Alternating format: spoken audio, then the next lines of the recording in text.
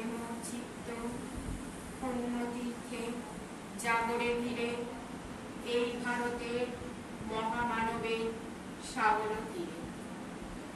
আজকের এই গৌরবময় মুহূর্তে উপস্থিত শ্রদ্ধেয়া প্রধান শিক্ষিকা, শ্রদ্ধেয়া সহপ্রধান শিক্ষিকা এবং সম্মানিত সহকর্মী শিক্ষিকা ও শিক্ষক মণ্ডলীর প্রতি জানাই আমার আন্তরিক শ্রদ্ধা ও সশ্রদ্ধ প্রণাম।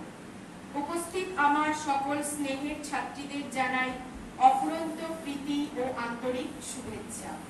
এছাড়া কবিগুরুর চরণে জানাই আমার গভীর শ্রদ্ধা ও বিনম্র প্রণাম।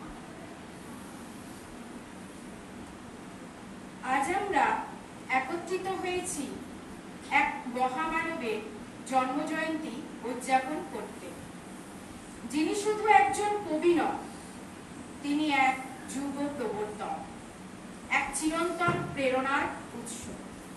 তিনি হলেন রবীন্দ্রনাথ ঠাকুর।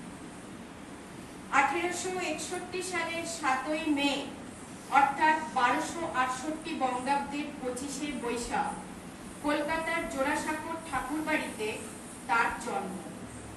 শৈশব থেকেই তার অসাধারণ প্রতিভার বিকাশ লক্ষ্য করা যায়। প্রথাগত শিক্ষার গণ্ডির বাইরে থেকেও তিনি নিজের মেধা ও সৃজনশীলতার মাধ্যমে বিশ্ব সাহিত্যে এক অনন্য স্থান অধিকার করেন। কবিতা, গান, ছোট গল্প, উপন্যাস, প্রবন্ধ, নাটক, সাহিত্যের প্রায় প্রতিটি শাখাতেই তিনি তার সৃষ্টির স্বাক্ষর রেখে গেছেন। বাংলা সাহিত্যে ছোট গল্পের জনক হিসেবেও তিনি সমাদৃত। তার অমর কাব্যগ্রন্থ গীতাঞ্জলির জন্য 1913 সালে তিনি নোবেল পুরস্কারে ভূষিত হন, যা শুধু তার ব্যক্তিগত সাফল্য নয়, সমগ্র ভারতবাসীর গর্বের বিষয়। তার রচিত গান জনগণ মন আজ আমাদের জাতীয় সঙ্গীত হিসেবে সম্মানিত।